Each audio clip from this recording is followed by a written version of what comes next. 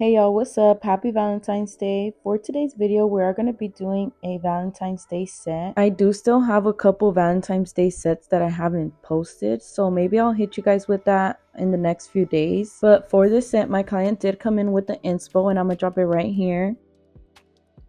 For the acrylic, I am using Cover Flamingo by Young Nails, and I'm going to have it linked in the description box just in case you guys want to check that out. I'm also going to link down the pink that I'm going to use. This set took me about 2 hours and like 15 minutes to complete. Usually my application takes me anywhere from 15 to 20 minutes and then my shaping about another 10 minutes. But honestly, the most time consuming part was the design, because even with my French tips, I feel like I'm pretty quick with them. I take about a minute on each French tip, but the design, I'm a perfectionist. You guys should know that by now. So when it comes to the design, I'm going to take my time. But I feel like, at least in my case, it works out perfectly because I save time with like my application and filing and everything like that. It's all pretty quick. So when it comes to the design, I can actually take my time with it. And that's the beauty that comes with recording everything, because I can go back and look and see exactly how long each step took me. Honestly, with this set, I took my time as well, just because I knew we were going to do the 3D effect. And when you do a design and then you do the 3D on top, like you pour the acrylic powder on top, it kind of enhances all the imperfections if you have any. So I already went in knowing that I was going to take my time with the design and like perfect everything to the T. But even before I started doing like YouTube videos and recording my process, I used to time myself. So with every step, I would set my timer and see how long it took me and work on ways that I could shorten my time. So now my sets take me no longer than 2 hours. So for example, a French tip set would take me anywhere from around 1 hour and 15 minutes and under. And a solid color set would take me like 45 minutes to an hour, but I rarely get any requests to do those. Anyways, I feel like I've been rambling this whole time, but I'm gonna let you guys watch the application and I'll come back to you guys once I'm done with that step.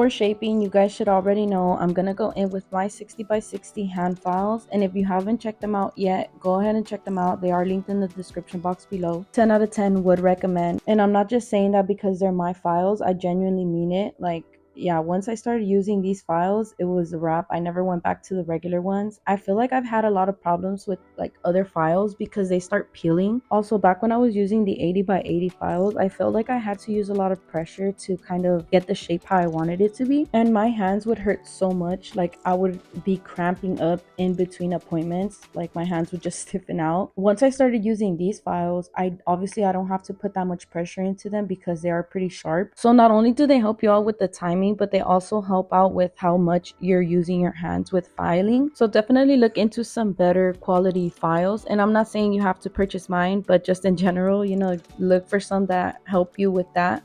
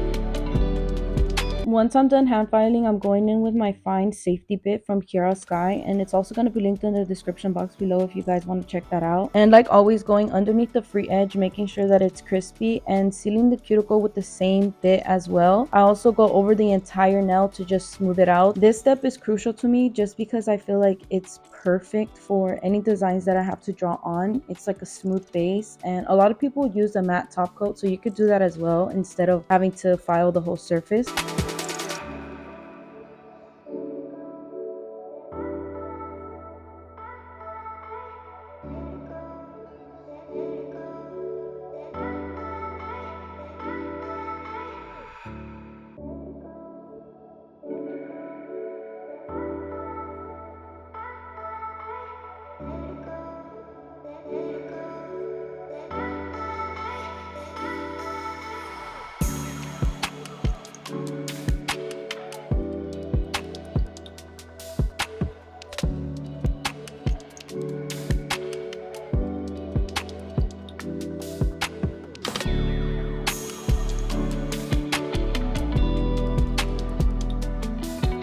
Now we're going to get into the French tips, and I'm using this light pink from Amazon. It's also going to be linked in the description box below if you guys want to check that out. Before I found this brand, I used to be on a hunt for a perfect light pink because I feel like every pink that I had before would be see-through, or I had to go in with like 2-3 layers in order for it to be pigmented, and this one is just perfect. So I'm going to be using this pink for all of the French tips and for the design on top as well.